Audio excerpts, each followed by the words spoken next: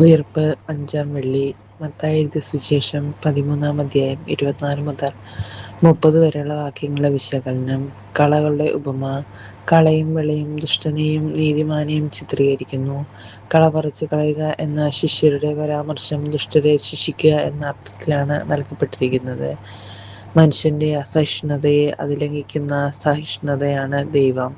ദുഷ്ടന്റെ മേലും ശിഷ്ടന്റെ മേലും മഴയും വെയിലും ഒരുപോലെ വർഷിക്കുന്നവൻ. ലോകത്തിലായിരിക്കുമ്പോൾ അന്ത്യനിമിഷം വരെ നമ്മെ അനുതാപത്തിലേക്ക് ക്ഷണിച്ചുകൊണ്ടിരിക്കുന്നയാണവൻ. ആട്ടിൻ തോലണിഞ്ഞ ചെന്നായ കൂട്ടങ്ങളെ തമ്മിൽ തമ്മിൽ പരസ്പരം തിരിച്ചറിയുക ഏറെ പ്രയാസം. സത്യത്തെ അസത്യവും ധർമ്മത്തെ അധർമ്മവും വിഴുങ്ങിക്കളഞ്ഞിരിക്കുന്നു. തെറ്റിനെ ശരിയെന്ന് കരുതി അനേകർ വഴിതെറ്റിപ്പോയിക്കൊണ്ടിരിക്കുന്നു. എന്നാൽ നിശ്ചയിക്കപ്പെട്ട സമയം കഴിഞ്ഞാൽ പിന്നെ വിധിയുടെ സമയമാണ്. അന്ത്യവിധി നാളിൽ കൊയ്ത്തുകാർ വന്ന് ഫലം തരാത്ത നീതിരഹിതരെ കളകളെ കെട്ടുകളാക്കി തീയിൽ ദഹിപ്പിച്ച് കളയുന്നത് പോലെ നിത്യശിക്ഷയിലേക്ക് തള്ളിവിടും. അവിടെ വിലാപവും പല്ലുകടിയുമായിരിക്കും.